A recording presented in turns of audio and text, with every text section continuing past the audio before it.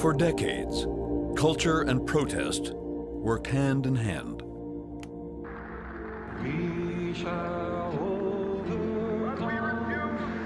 In the 50s, folk music with civil rights.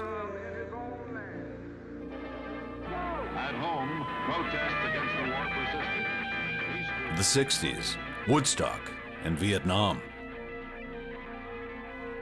And then came disco.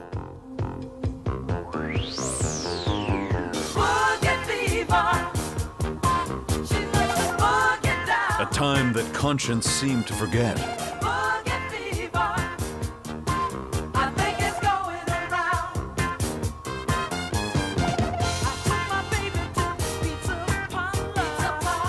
But there was more to disco than meets the eye.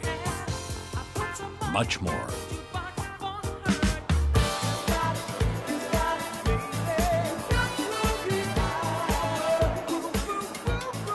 On closer examination, this is in fact a subtle form of training. This polyester, a uniform.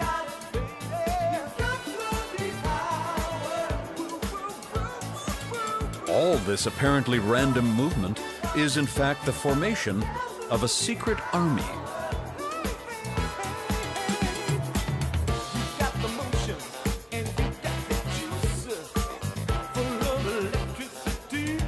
Now, at last, we can see beneath disco's carefully vapid veneer to its true aim: the mass liberation of gays, blacks, and women from the clutches of a conservative, rock-dominated world.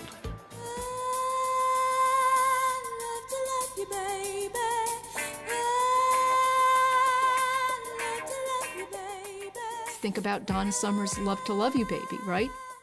It actually becomes the musical expression of the feminist critique of 3-minute sex.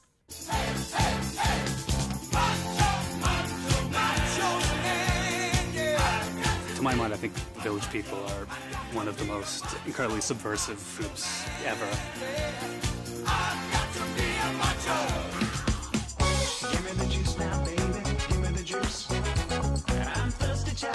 It required a de facto army of DJs, record moguls, and denizens of the night. In an operation kept secret perhaps even from the operatives themselves. Clearly, a movement of this scale required revolutionary masterminds. While we can only speculate as to their actual identity, through the evidence of their legacy, their story can at last be told.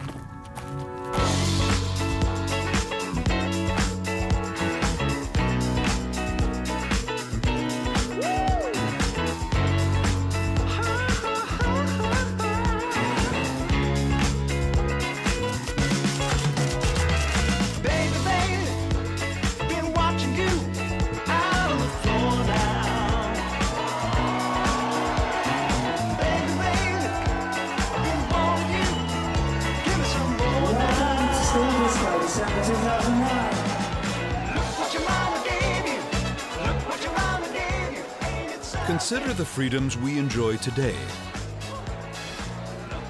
Freedoms we take for granted.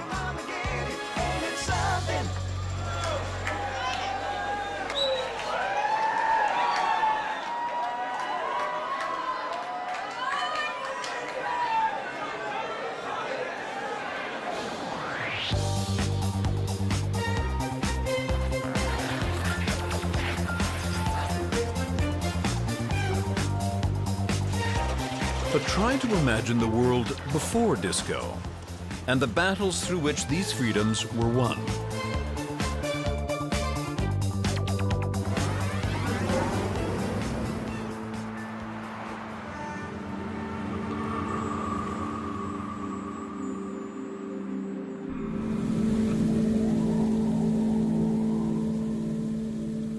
I think that the only way to make sense of this is to understand that it occurred in a context of economic downturn, deindustrialization, resurgent feminism, affirmative action, and the sense that everybody else is getting ahead except for the white guy.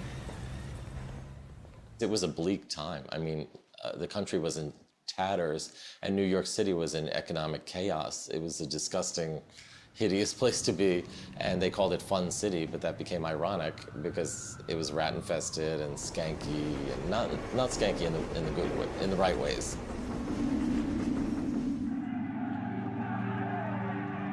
Where revolutions past would exploit such conditions to stir the masses to armed revolt,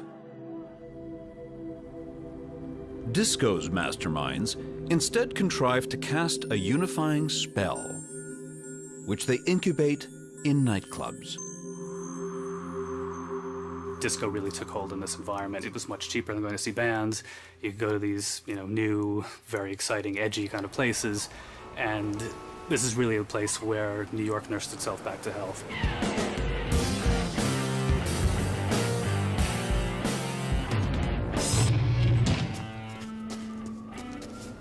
The masterminds first persuade rock musicians their services are no longer required in nightclubs.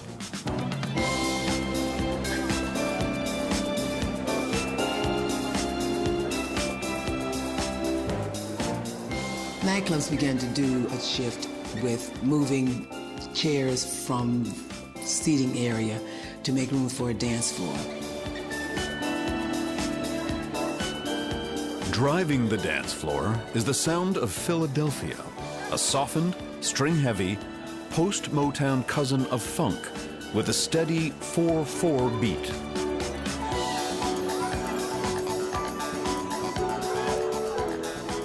Disco is a little bit, as they say, 4 on the floor, more of the boom, boom, straight bass drum beat.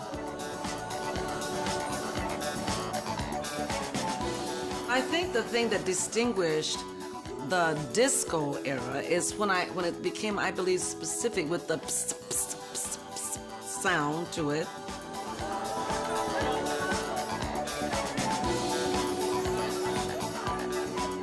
The Loft, disco's first nightclub, demonstrates on a small scale the immediate social benefits of the disco spell. It was a very, very mixed scene, very mixed racially and sexually, and very open and casual.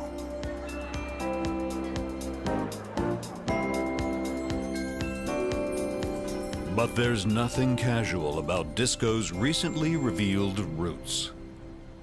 You can trace disco's roots back to France under the Nazi occupation.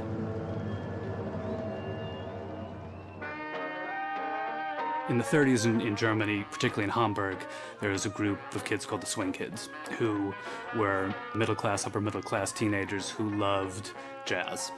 And because jazz was made by African Americans, largely on labels owned by Jews, it was anathema to the Nazis.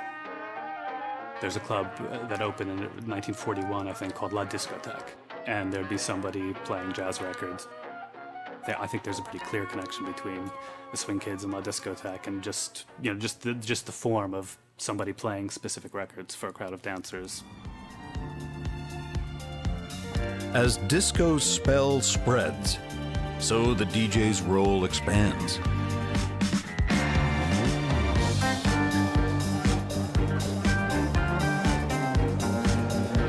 They became able to sort of manipulate the crowds and, again, building them up and crashing them down and building them back up again. That was what the DJ really did.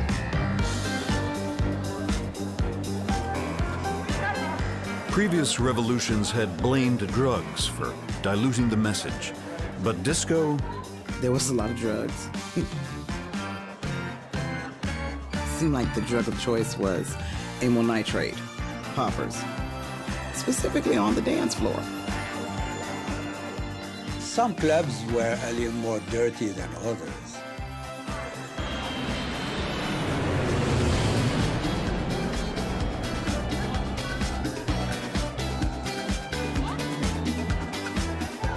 Loft protege Nicky Ciano opens the gallery, where he further refines the spell. I created atmosphere. You know, I controlled, in my booth, I controlled the lighting, I controlled the air conditioning, I controlled every light in the room. Like if there was a couch in the far corner with a little lamp by the couch, I controlled the lamp. I could really make it insanely trippy, as we used to say.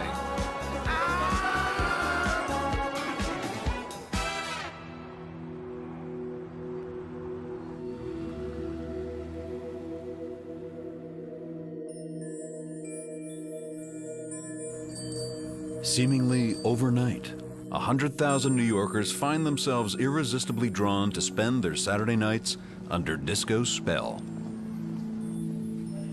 Rock Bible Rolling Stone recognizes the scene's new sound as a genre unto itself.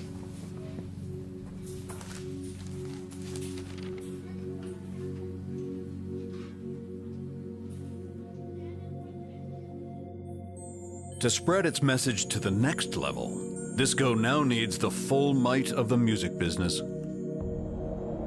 But disco has yet even to appear in Billboard magazine. If you're not on the Billboard and you have a record out, then you ain't happening. That's how powerful the Billboard chart is.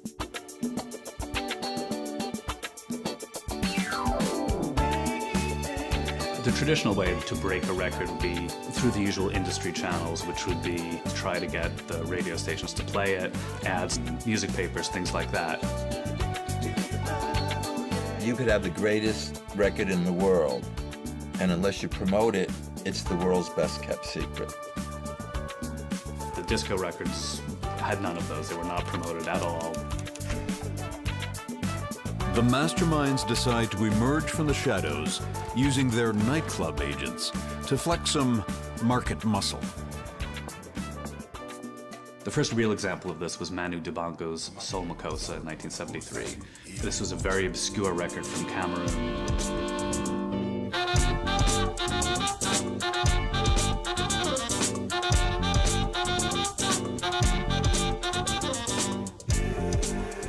DJs started becoming very, very big at that time. And if they played that song and got people excited about it, those people would go out to the record stores and they would ask for that record. And if they didn't have it, they'd go to where they did have it. It was an African import, so we had to go to a Brooklyn store that just sold Jamaican records. And I'll never forget, I went in and I bought like 5 copies of it, and we handed it out to our friends and we started playing it. It made the Billboard charts, which was unheard of for a completely obscure African record, and that its success was due solely to discos.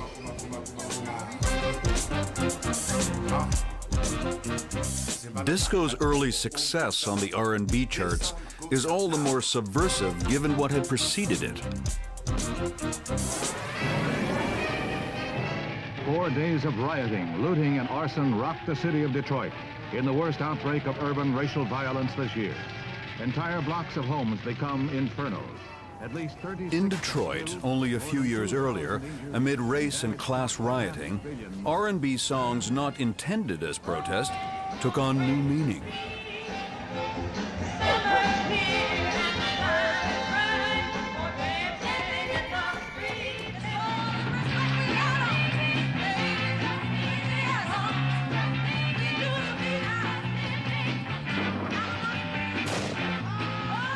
Disco comes about after this very, very fertile period of what I would call black protest songs.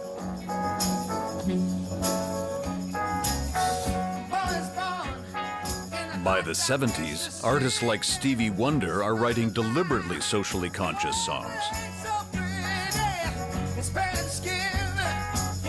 There's all this music that speaks to a sense of disillusionment and disenchantment, and this kind of questioning or querying of community that is all over the airwaves, and it's immensely popular. I mean, you can hear it in Stevie Wonder too, Living for the City. Often, Such material causes conflict with apolitical record companies like Motown. Disco must find a different road. Song after song after song. And I think in a certain sense, it got to the point where it was too much. And I think it's also possible that continuing down that road would only lead to music that felt cliched in a certain way.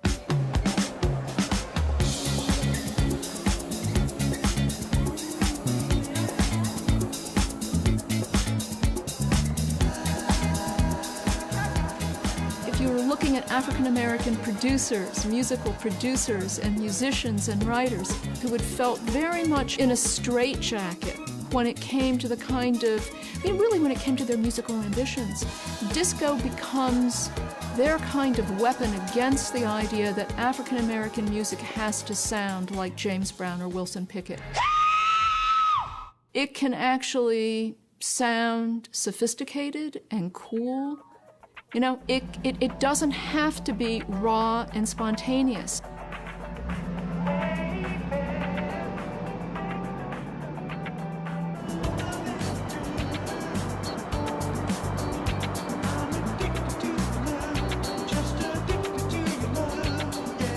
I remember even in Billboard back then, the R&B charts were way in the back, in the book.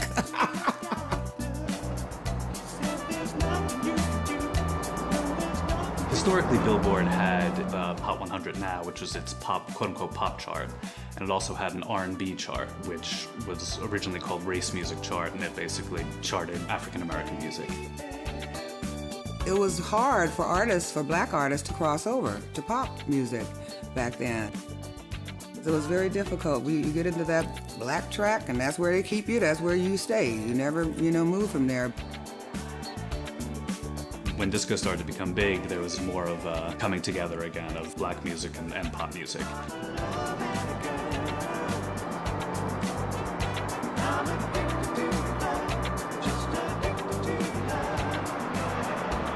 Still, rock-dominated radio stonewalls disco, and may well have kept it segregated, but for the work of foot soldiers like Nicky Siano.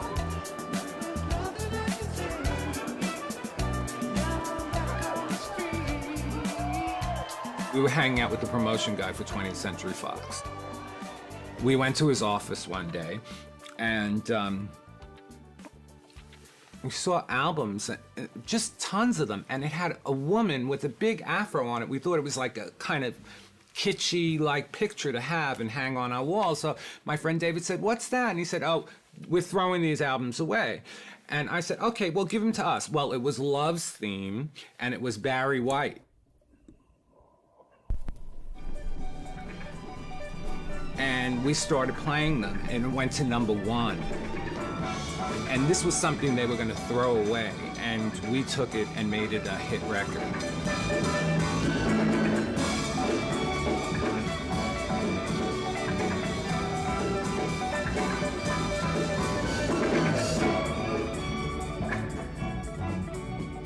Disco really didn't operate in the same sort of political register.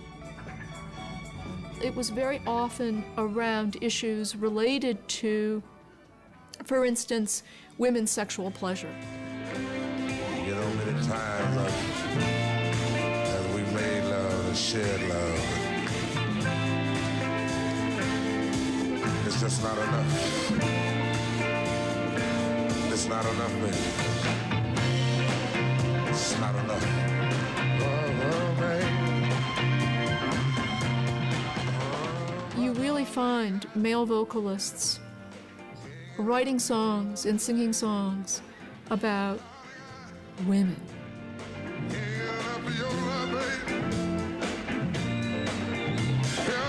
It's what you want, babe. It wasn't about what he wanted.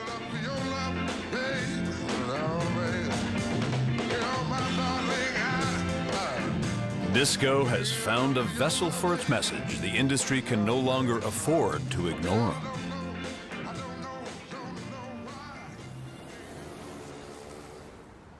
the music business, being a business, wanted to figure out how to make money off of all this.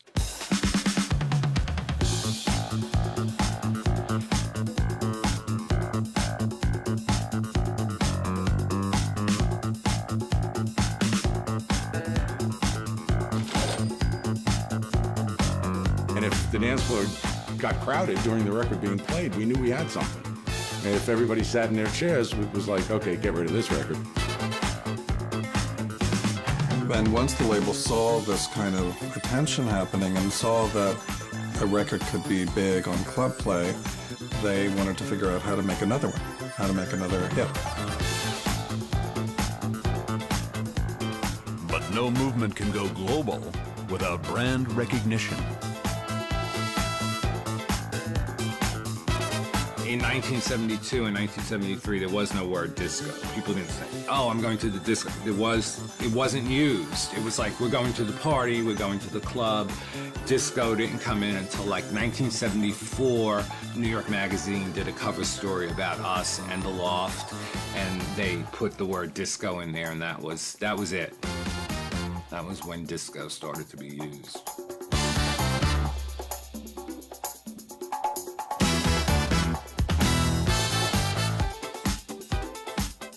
But not all involved are aware of the mastermind's larger strategy. I became very confused when they started calling it disco because I was making R&B music. So I was torn between, do I become disco now, or am I R&B, or what am I?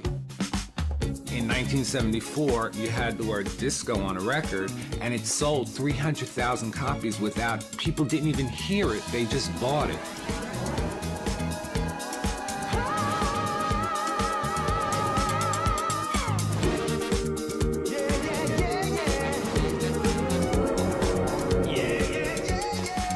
Now disco is poised for its biggest battle yet.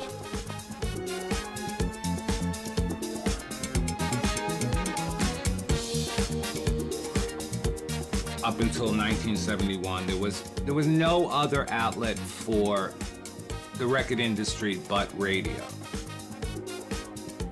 Radio had this attitude, if we don't play it, it don't sell. So there was all this payola and all these things going on with radio to get them to play records. And along comes clubs, and all of a sudden we're playing records, and they go to number 54 on the Billboard charts, and they're not on the radio yet. And now all of a sudden there was another market that they had no control over, that they were forced to play. Radio was freaking out, record companies were freaking out. We never could say goodbye. When that started to hit, the radio stations weren't playing it. So then in Billboard, they put a whole page saying, will somebody explain to me how a record can sell 20,000 copies in New York City a week and not one radio station is playing it? How can this be? And finally the radio station started playing it. Soon, rock stations across the country succumb to disco. Its spell liberates even radio's format. Fewer commercials to interrupt longer songs.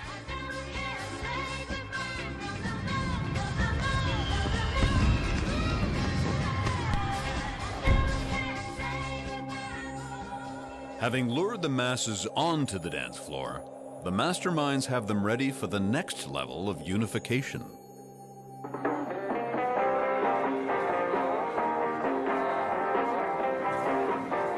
Dancing in the 1960s was done largely individually. There wasn't really touch dancing. Disco really changed that, and that was specifically with the hustle.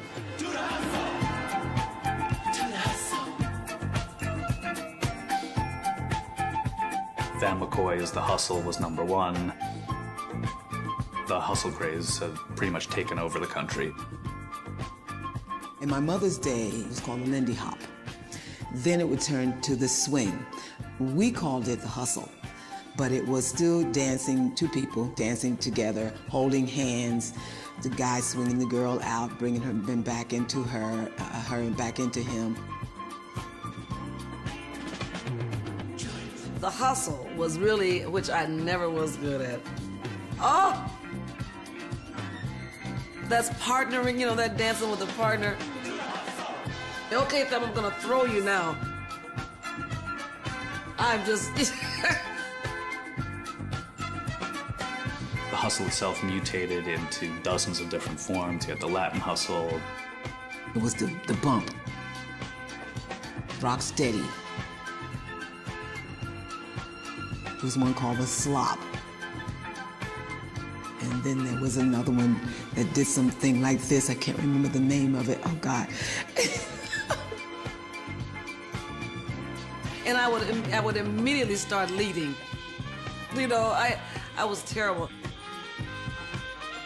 There was one that you was kind of hopping up and down where you almost looked like you were crippled, you know, like. The hustle finds disco partners even on the political right. It was hailed by certain commentators, in particular William Safire, who was a New York Times op-ed columnist and a former speechwriter for Nixon and Spiro Agnew, as sort of a return to conservative values.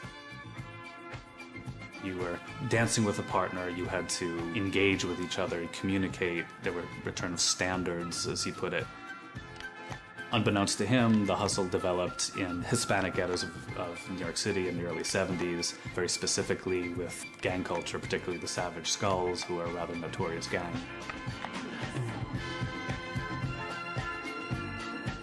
Such unorthodox allegiances help spread disco's message even further.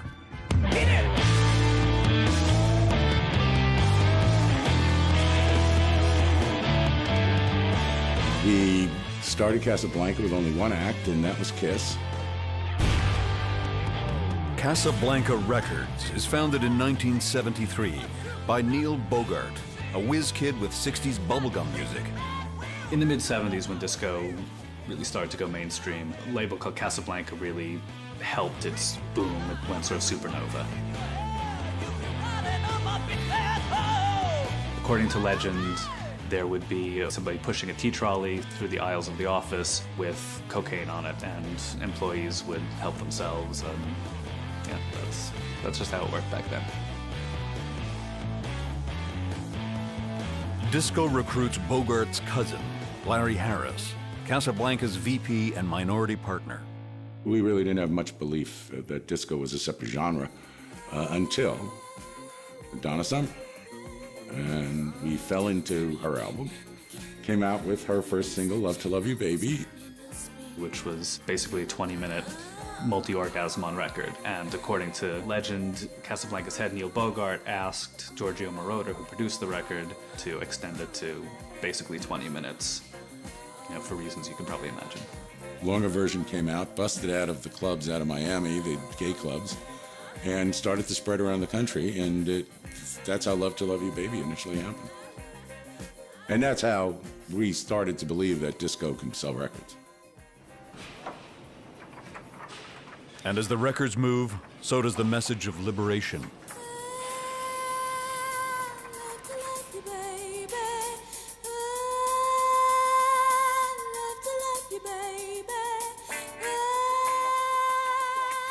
I mean, it's important to remember this was the era of the female orgasm, and that's why there was, you know, this sort of outpouring of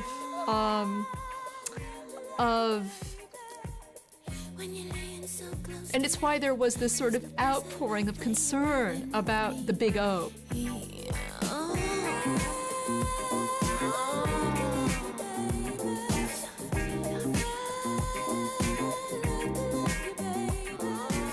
Think about Donna Summer's Love to Love You Baby, right? That ain't any 3-minute song, right? I mean, that is a song, I think it's fair to say, intended not only for extended dancing, but extended lovemaking.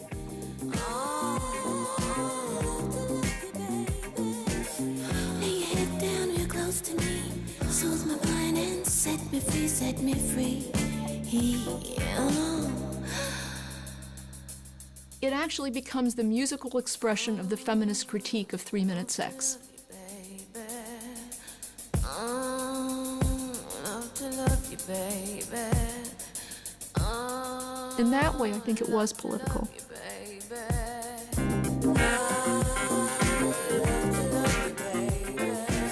The only thing good about I Love to Love You, Baby was you had 13 minutes to go to the bathroom and do what you wanted to do. When you're laying so close to me, there's no place I'd rather you be than with me.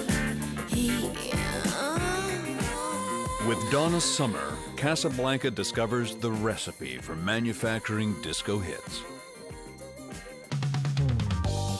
Step 1. Find a producer. Disco, for the most part, as I felt, was a producer and a concept situation. You have to start with an idea, a song, or a concept or gimmick, and after that, you needed the singers. We could deal with one guy who was a producer, usually without a problem. And we could also get numerous projects out of them, not just one artist.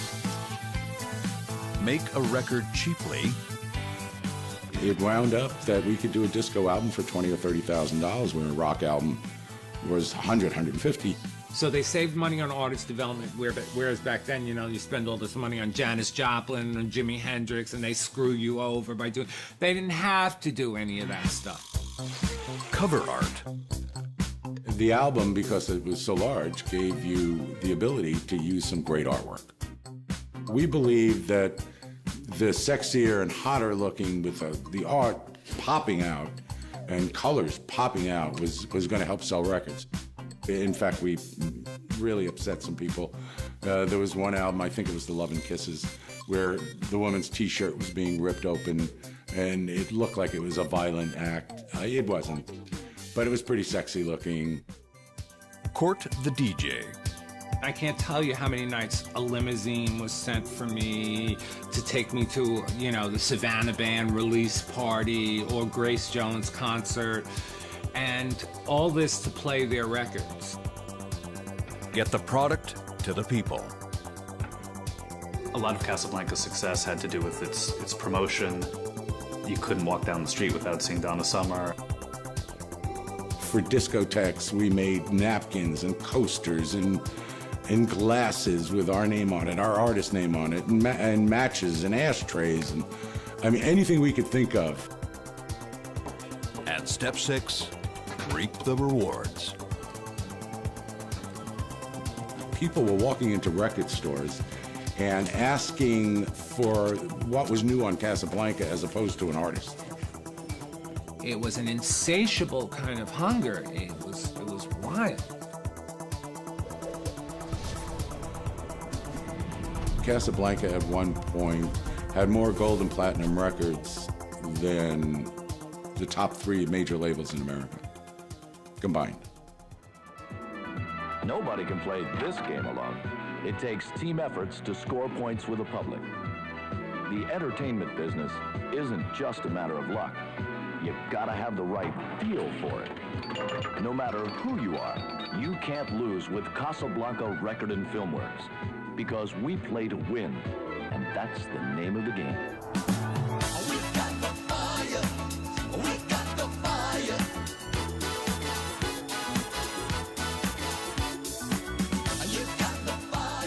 With the recipe cooking, the masterminds can enjoy a rare moment of repose.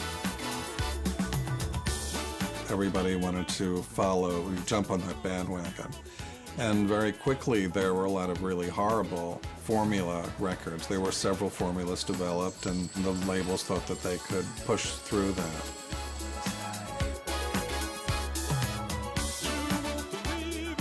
Liberation spreads as never before, as producers are brought in to apply disco's hit recipe to already established acts. Because record companies are always going to want you. They're looking for the hit. They're like McDonald's and Burger King.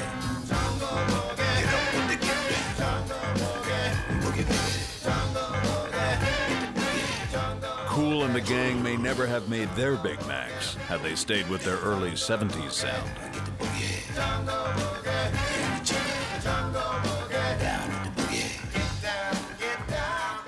Jungle Boogie had a more of a rough edge. I guess you could say, yeah, more of a, if you're going to say male strong, get down, you know, how the horns were moving, the bass line with the drums. It was kind of aggressive.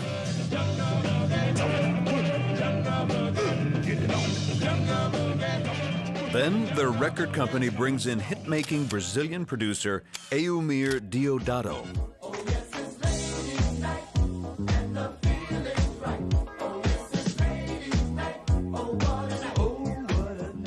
And then Ladies' Night was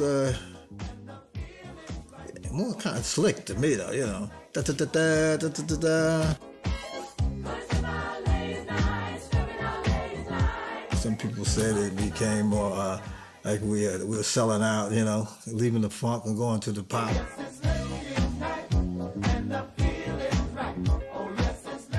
More than just commercial success, the shift brings a woman-identified sound. This is comparisons in this book? Okay.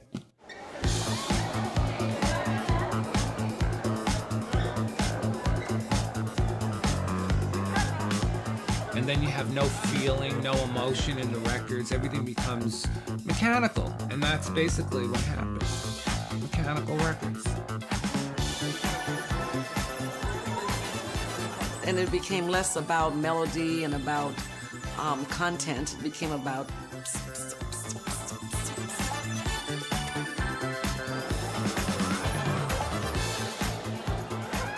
disco had been adventurous, idiosyncratic, really, really inventive, and coming from all different places, and now they wanted to sort of stream it into something very simple and pop-like.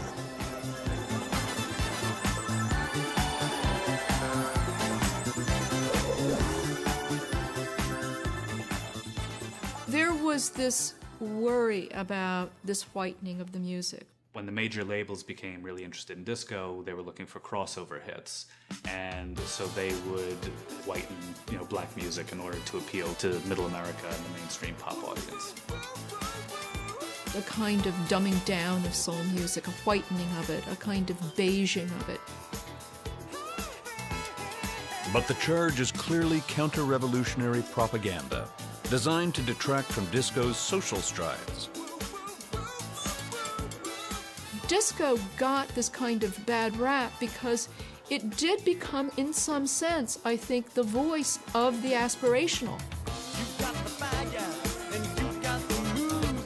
This was music that was really kind of a soundtrack for buppies, for black urban professionals, right? For black people who were aspirational, who were moving away from black communities, perhaps living in integrated communities, who were driving fancy cars, who had no real commitment to the civil rights movement and to those struggles. It's certainly the case that there's a lot of disco music that speaks to the aspirational. Now, should that delegitimize it? I don't think so.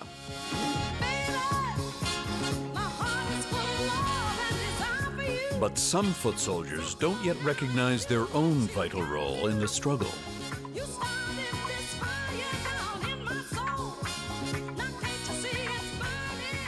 As a female artist who did not write my own songs, you don't have a base of power to come from. I had to rely a lot on getting material, and a lot of times it was material that other people thought, this will be great for Thelma. And it may or may not be great for Thelma.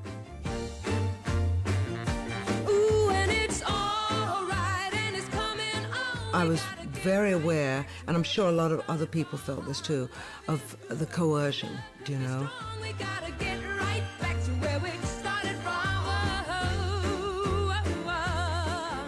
I could get the worst case of laryngitis if you asked me to sing a song that I didn't like. They would kind of force you to do things their way.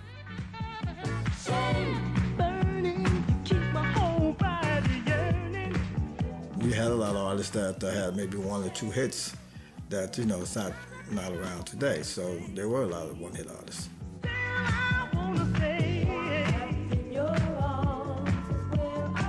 If I do not perform Shame in my sets today, they wouldn't want me at the gig.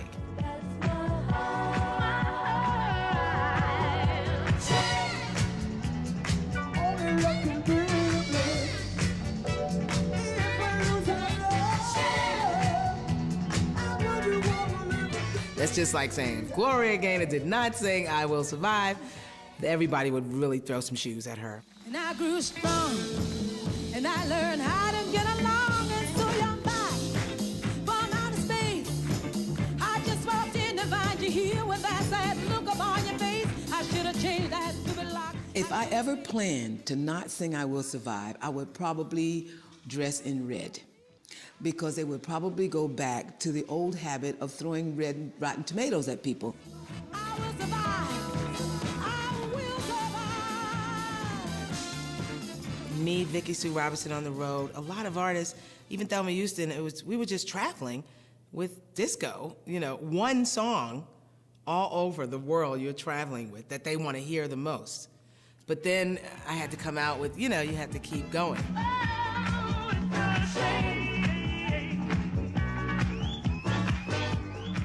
So, you know, we just had to keep going, but it was pretty tough. It was pretty tough. And in the record business, they kind of treated you like you were a pair of shoes. You know, if you make a pair of shoes, you put them in the box. They don't complain. They don't say they want to go the other way around or they want to be painted. They just go in the box, you put the top on, and you sell the shoes. But that doesn't work that well with people. A love like ours can never fade away. It's the only industry, apart from prostitution, that sells a live product. I said no one could take your place. But whether or not it's apparent to those on the ground, their personal sacrifices are not in vain. Disco becomes that opportunity for especially African American women to challenge notions of respectability. And if you want to get a sense of how we then came to live in an era of Lil' Kim,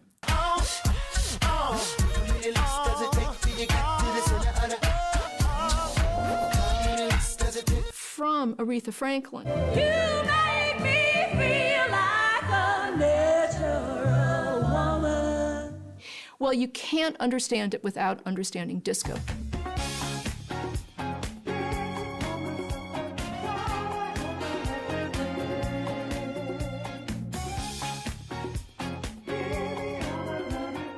Disco did not develop as many personalities as rock and roll, for instance.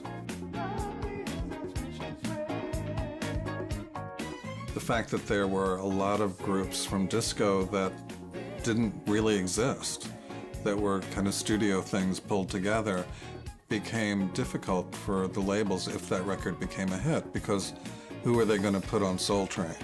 Who are they going to send out for track dates and do performances?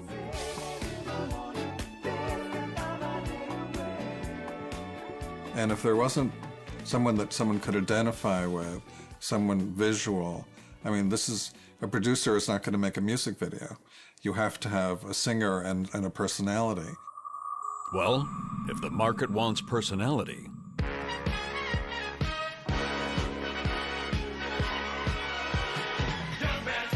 but wait, let's go back to the two French producers who, in 1974, had given the world the Ritchie family. In 1977, feel a sudden urge to visit New York again, where lightning strikes twice.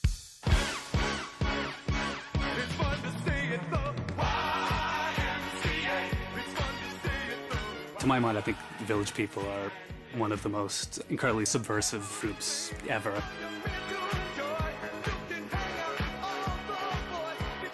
Their new idea popularizes subversion as never before, and it's drawn from producer Jacques Morali's own experience. Well, Morali, who was gay, was always telling me how life was in some area of those gay cities and how people were dancing, freedom is in the air.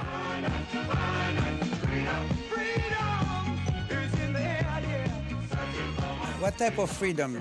Freedom, be whatever you are and whatever you want to be.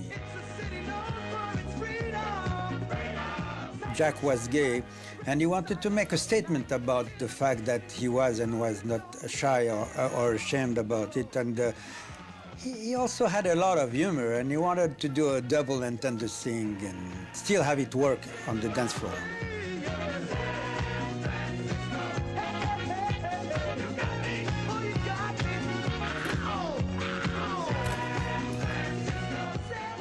To do this, we needed some help.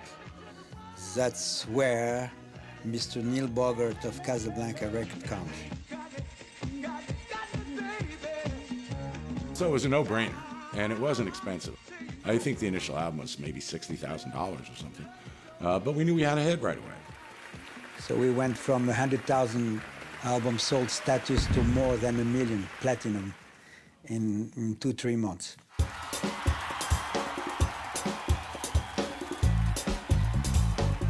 Another disco hit, another fundamental societal shift. In the years before disco, gay men tended to present in a way that could be characterized as effeminate. And in the disco years, this was the era of the macho man. And anybody who's ever glimpsed the Village People knows what I'm talking about. Rare insight into the commitment behind revolutions. To this day, these soldiers remain profoundly modest about their contributions.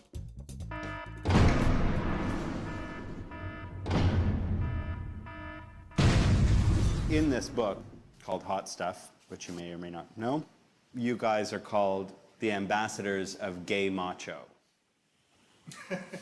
Well, like I said, we've been called everything. We've been called a lot of things. As long as they're talking about you, doesn't matter really what they say. Gay macho, that's What kind does of that an mean? anachronism, isn't it? You know, whatever. You know, what if you aren't gay? You know, it's like, why can't you just be you? Predominantly, the village was gay, mostly all gay. So many people will naturally assume, oh, the group came out of there, so that means that they all are and live that lifestyle. And I'm not even addressing or interested in whether you are personally or not, just by the way.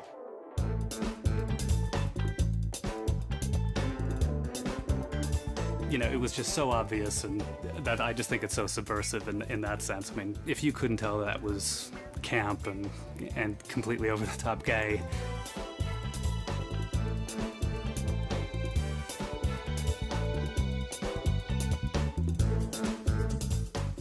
Tell me about the songs and the kind of double entendre in the big hit songs. Well, people always talk about the double entendre in the music. There is not one double entendre in any of the music. We were the double entendre.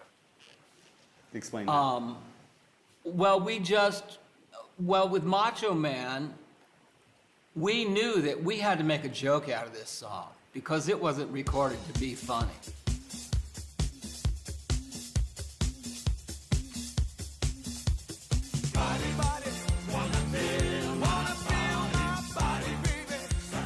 Why Macho Man? I was used to go to on the bottom of my office in New York. I had a spa. I was going there to exercise because the trend you have big muscle, okay?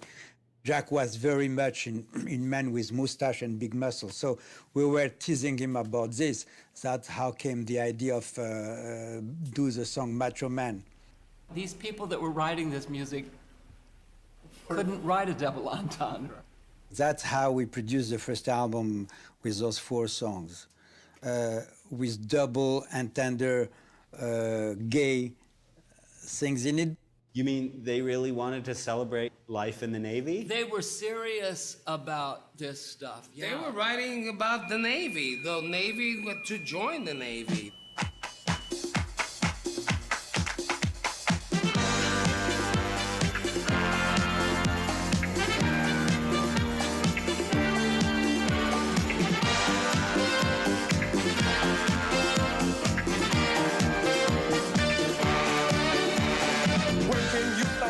Search know, it's what people took as double entendres were just ridiculous. Well, let's be frank. We wanted to cross over to be a pop act, and that's that was the best way to keep sending those double entendre and message like in the Navy.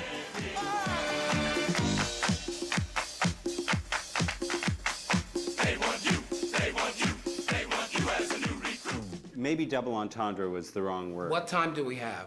We have 15 more minutes? Yeah. Yes, yes, no, no.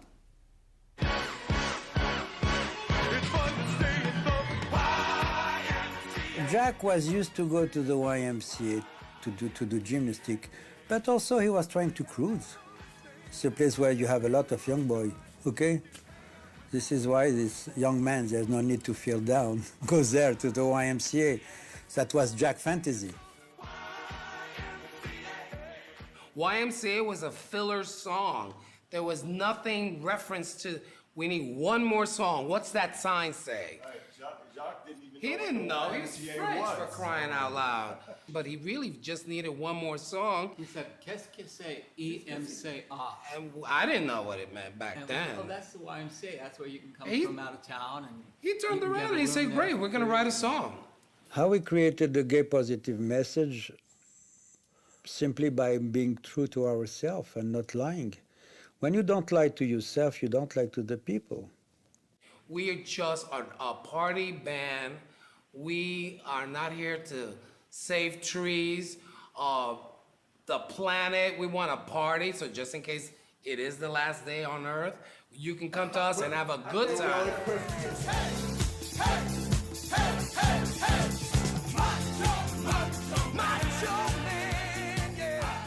And what you find happening as a result of disco music, the sweatbox conditions of those clubs, because they're so hot, men find it very difficult to keep their shirts on. And so men start, flinging their shirts off, right? And if you want to know why it is that every man now virtually feels as though he has to go to the gym or he has to look buff, it's because gay men started pioneering this, really, in this disco era. And in a way that is, I think, best characterized as involving a kind of psychic intifada against the rules of gay life before gay liberation.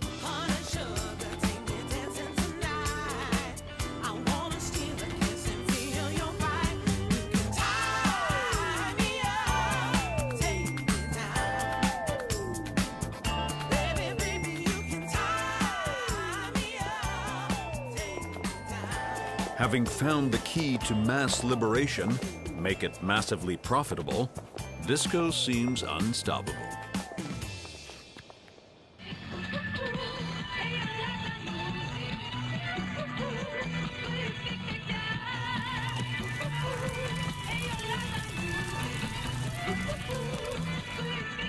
It just spread like wildfire. Once the record companies saw the power of discos to influence record buyers, disco spread like a virus. Täytyy päästä oikeaan disco-fiilinkiin, että tämä onnistuu.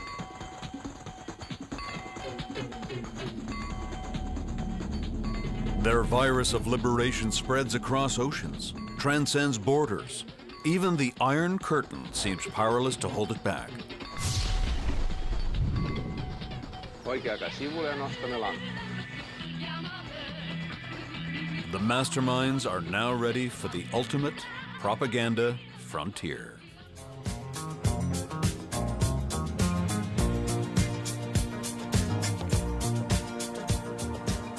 Remember, it was not only a revolution in music, it was a revolution in sex, a revolution in fashion.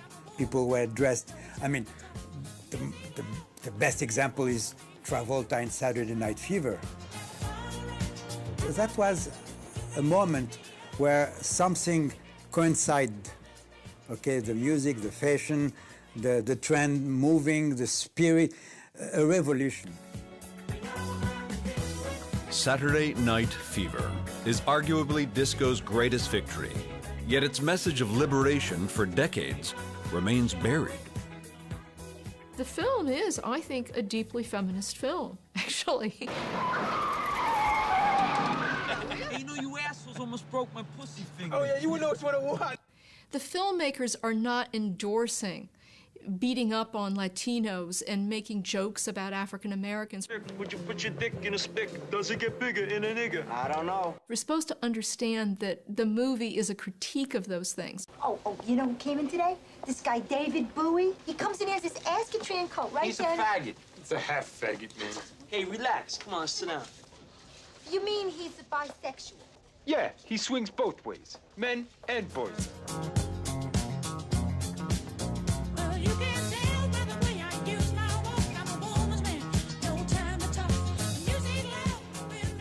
Saturday Night Fever, I think, really brought up a lot of very mixed feelings in the disco community. The best-selling album at that point, you know, almost in history, was actually a good and a bad thing for the disco scene. And this movie created all of a sudden the word disco, and all of a sudden there's the disco revolution or whatever. And totally takes away from everything that we had started and gives somebody else the credit for it. Does that hurt? Yeah, it hurts in a way. But I'm gracious enough to just, you know. I was thrilled because Disco Inferno was in there, and Disco Inferno became a gold record for me because of that movie. What did that do for your career? I think it helped. I think it helped. I've never, you know what, I've only seen one part of the movie, and that's when they used boogie shoes. I've never watched the entire movie.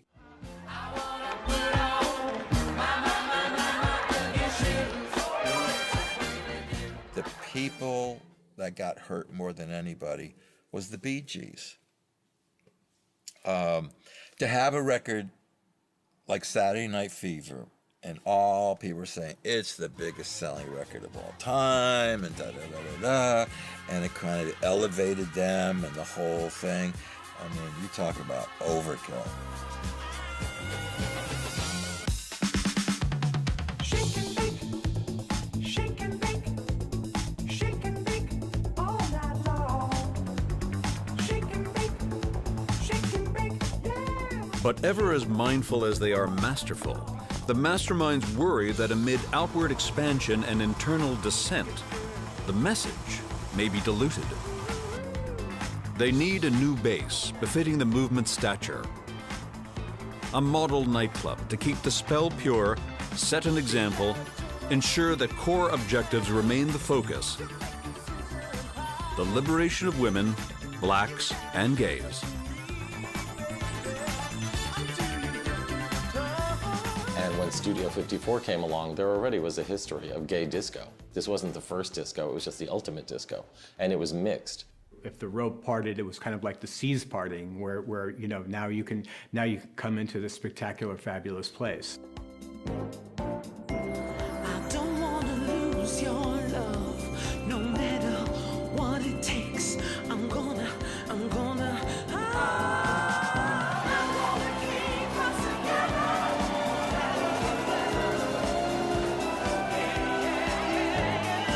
I'm gonna keep us together.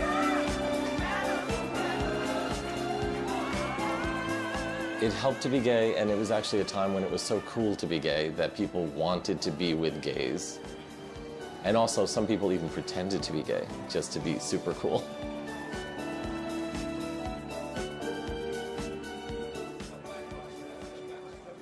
But far from being outed as a temple of liberation, 54's identity is linked to its velvet rope, a powerful symbol of exclusion. Steve Rubell would handpick people to the point where he would break up a couple. He would tell a married man, your wife doesn't look right, you're gonna have to dump her at the door. And it would be like a Sophie's Choice kind of situation. The guy would think about it and go, bye honey, I'll see you later, and go right in.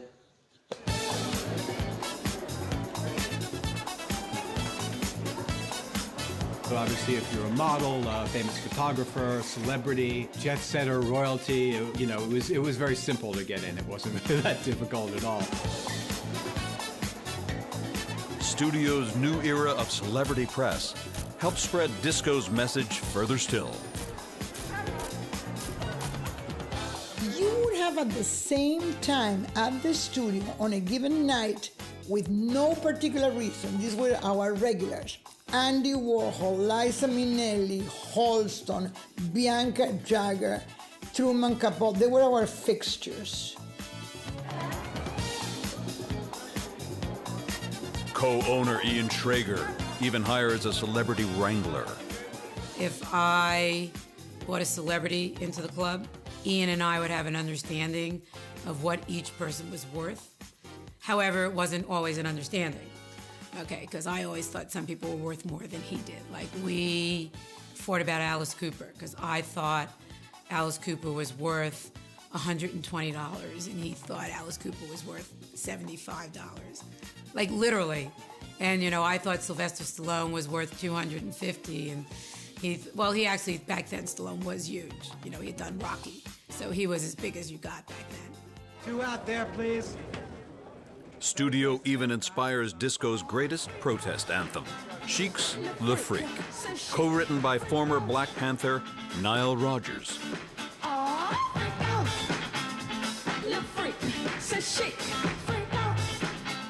Originally, that was a song that came about because Bernard Edwards, Nile Rodgers, had been trying to get into a party, and I believe it was Grace Jones' party at Studio 54, and they were denied entry.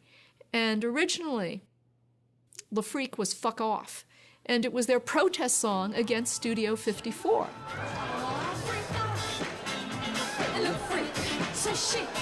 So I always sort of thought this was an incitement to, you know, the bridge and tunnel people to go down to 54 and sort of clutter it up even more. And so that became their kind of very, very oblique protest, you know, but perhaps a very effective one.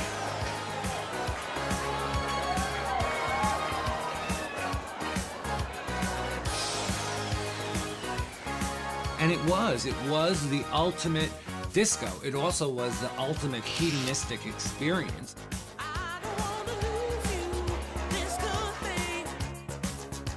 They felt free, comfortable. They were like any other human being, drinking, getting wasted if they wanted. Sex, drugs, and rock and roll, dancing the night away. It was a place that was like a candy store for babies.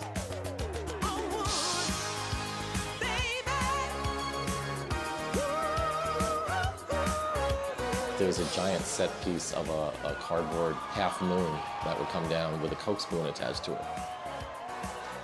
And everybody would cheer. It's like such a blatant, you know, worship of the god of cocaine. It's pretty amazing. I think Liza was probably cheering loudest of all. I didn't even realize that the moon was snorting cocaine. I didn't even know that. It just was a cute thing to me. So stupid. But I discovered later that the powder room was really the powder room. I thought that it was for the lady. And boy, what went on in that balcony. There was people just doing their thing all over the place, just having a good old time, so, yeah. I was too busy on the main floor just dancing. I should have explored a little more.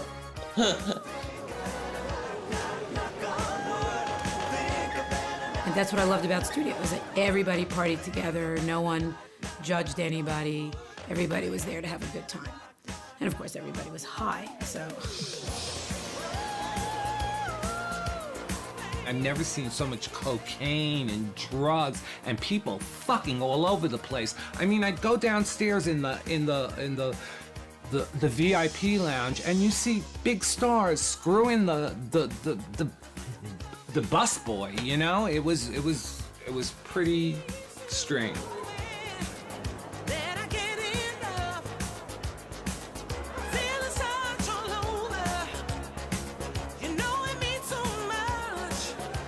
Our experience in the clubs of the early 70s was look inside yourself, enjoy, celebrate life. And this was like abuse yourself, you know. Don't celebrate life, but abuse life, you know. Abuse who you can, use everyone. That was what it was about.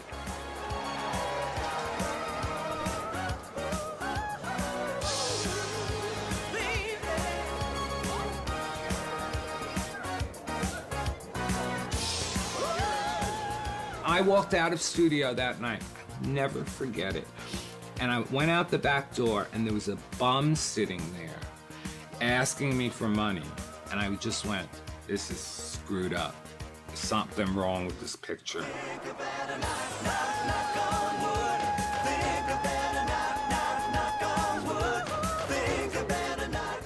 In spite of all the mastermind's precautions, studio even retains former Joseph McCarthy sidekick Roy Cohn as counsel.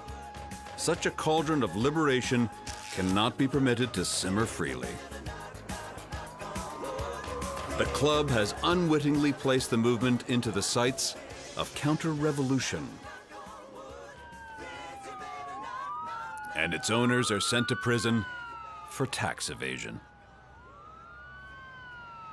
So this is the, you know, in synthesis, the beginning and the end of an era which only lasted 3 years, I guess. This is why it became legendary.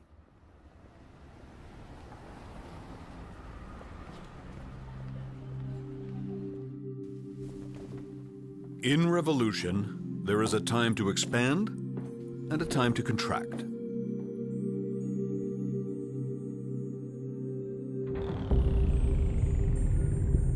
By 1979, disco was a $4 billion industry, and it pretty much dominated America. I mean, you couldn't turn the corner without hearing a disco record or, you know, seeing a Bee Gees poster, and it was just everywhere.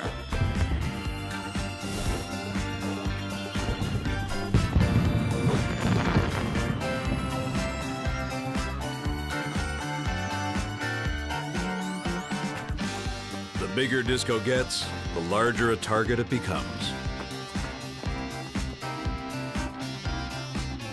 Cover of Time or Newsweek that had Donna Summer on the front, and it said, "Disco takes over." And you thought immediately, uh-oh. You've got that Nazi commie radio station, KOME. I am Dennis Correctus. How would you like to be my disco trollop tonight?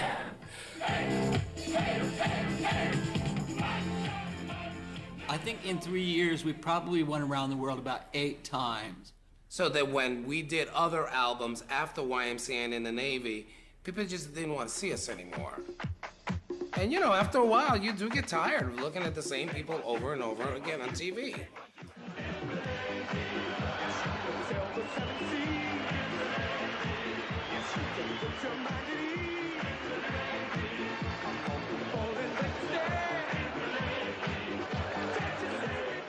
Everybody and their mother was hopping on the bandwagon.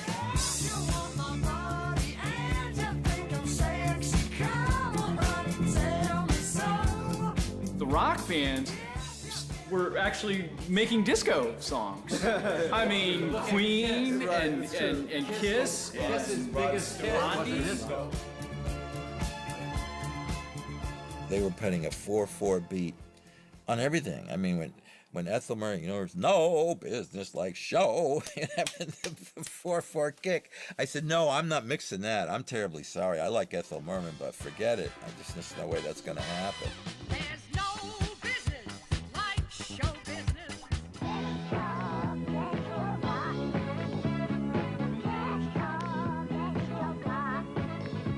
It gave everybody who didn't like disco in the first place the opportunity to say, this is horrible, this is formulaic, this is really, you know, boring, and it was. It was bullshit.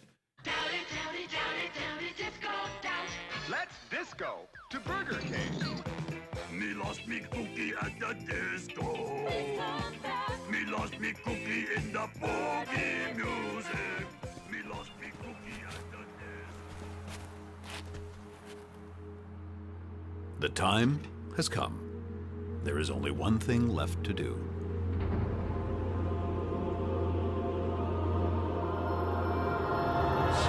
Disco sucks! Disco sucks!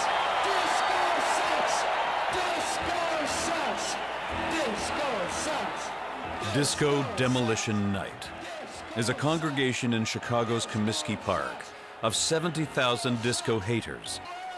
They've been summoned to blow up their disco records by radio DJ Steve Dahl, who recently lost his job when a rock station turned disco. Okay, listen.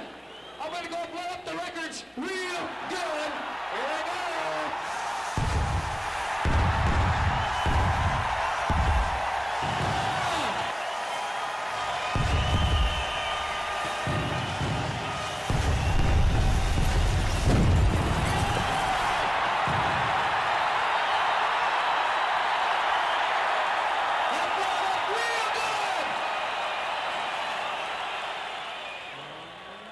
Disco ended one day in America, and I remember that day was a very sad day. They were burning records in a big stadium. Disco sucks. Also the t-shirts. We felt miserable with Jack. Suddenly we said, what we did? We did nothing. Disco sucks. Here you do all these amazing things, you bring joy and happiness to people, and you write these amazing songs, and all of a sudden, you know, you're wrapped into this thing now that says disco sucks, so everything you do now sucks? Give me a break. But the rumors of disco's death are greatly exaggerated. It seems clear in hindsight that even disco demolition is yet another strategic move to draw out disco's enemies and expose them for what they truly are.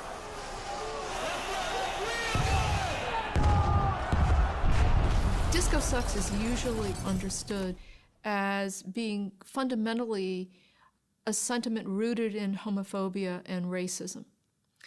And I think that there's a lot of that there. If there's a lot of evidence to support that. You got that gold Coke spoon around your neck? About your three-piece suit, you got that on, huh?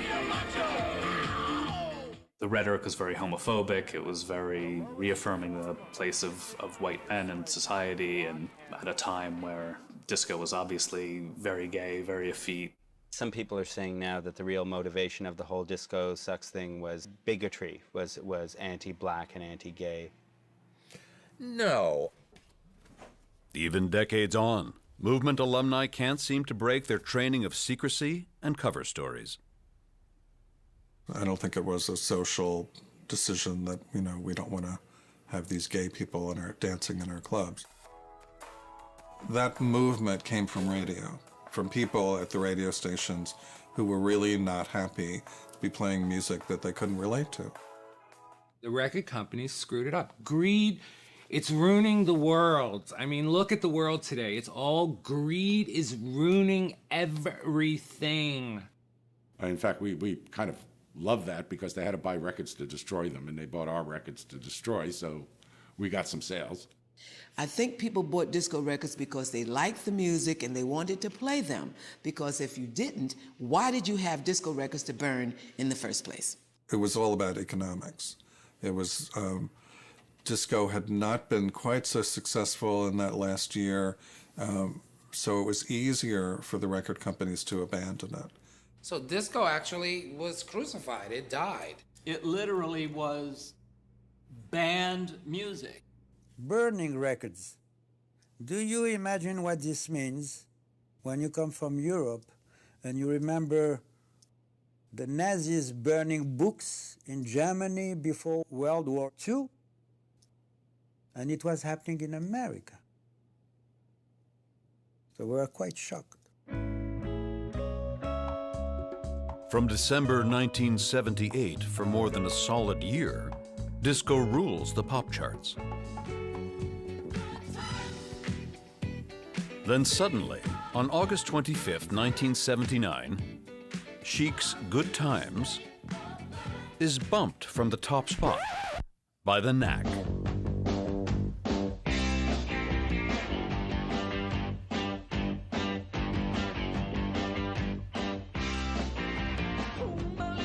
Almost overnight,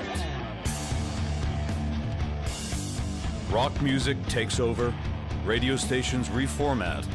Disco, for all intents and purposes, is truly dead. It is here that the mastermind's trail goes cold. Who they were, where they came from, where they went, no one can say. In the 80s, it was, I think everybody will agree, it was a desert for disco.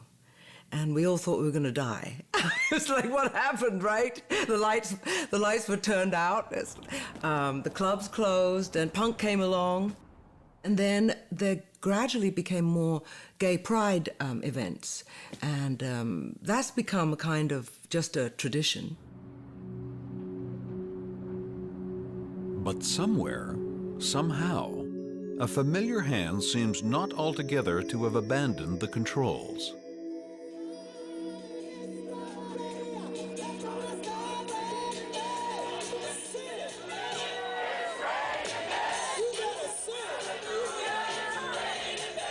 My Lord, the gay community sucked that song out of the air.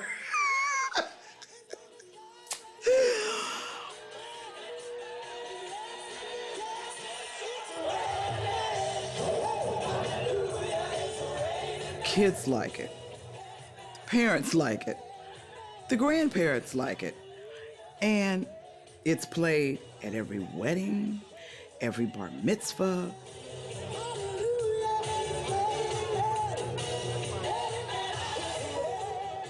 To this day, disco soldiers, battle-weary perhaps, have not given up the struggle.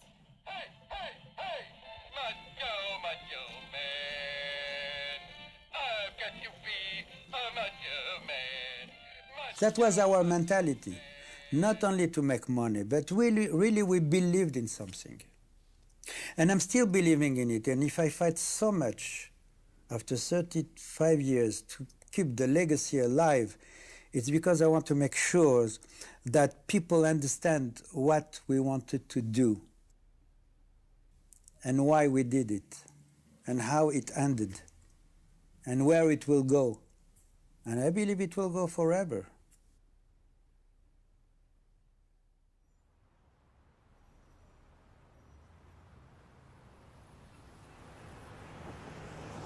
Now, at last, the political lessons of disco's secret revolution can be unpacked for the benefit of future generations.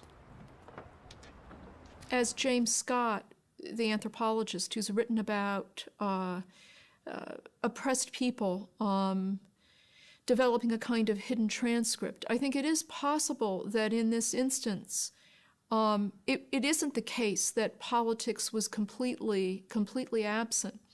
It was that it was scripted, but sort of below the radar in such a way that, you know, sort of people in the know might be able to hear parts of that transcript, but it wouldn't be fully knowable to everyone. Some people now are saying that it was a kind of protest, was political. Is that your impression of the disco era? Not really. I mean, we didn't see it that way. I mean, it was a time of people going out and going to the clubs and hanging out and having a good time, you know. Do you think of it as a political time at all?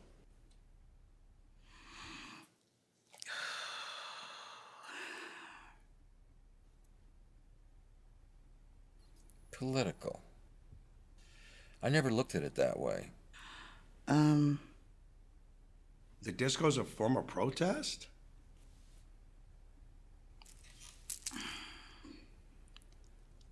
I want to say no.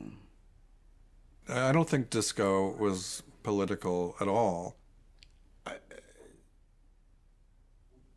You asked me if it's I've never heard that before.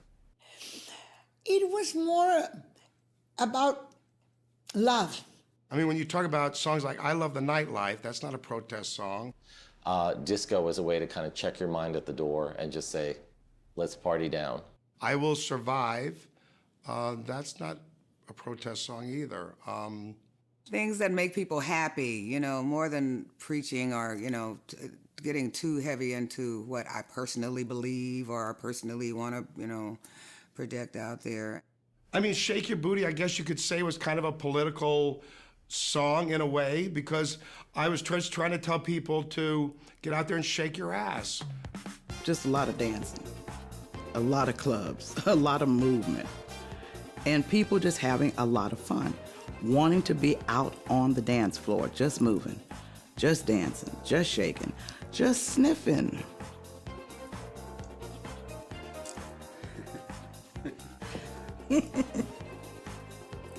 Being in the middle of the disco revolution, well, you feel like a revolutionary yourself, but you don't realize it when it's happening. You! That, should I say his name on camera? That Jamie. Never again, never. What did he do to you? Don't read no more books. You know the song, Jamie? He's reading too much. No, it's You're reading too much. What's all that noise going down in the jungle tonight? Well, it's somebody feeling the beat and getting ready to fight. Hey, what's that sound? It's the sound of my weapon of nerve. Do you want to get together and join the army of groove? We're on a training mission and we're ready to move. We're the secret disco revolution, and we're coming together right through your town. Yeah, we're the secret disco evolution. And if you don't watch out, we're gonna turn your world around. Yeah!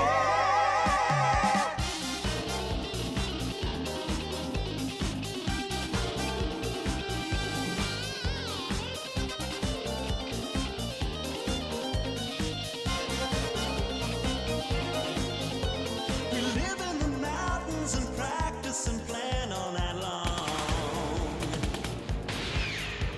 We're fighting for freedom and fighting for just one more song. Do you want to get together and join the